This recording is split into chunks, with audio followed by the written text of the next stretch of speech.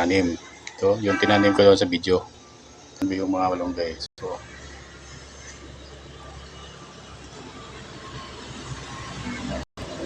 yan po mga idol, no?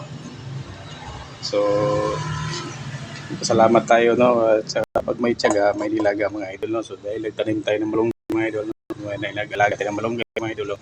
Meron tayo makuha mga idol. So, yan po. Yan, para in case of emergency mga idol, no? Pag walang ulam, may masasabaw-sabaw lang tayo na gulay. Ito na ulam. Ang mahalaga kasi idol, bigas, no? So, yung ulam mga idol, maano lang yan sa magagawa lang natin ng paraan mga idol.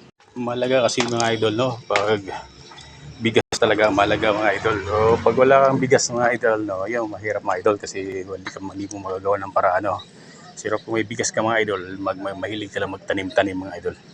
Magtanim ka lang dyan sa mga paligid-ligid, no? Sa posting area mo. Ayun, magkakaroon ka ng ulam.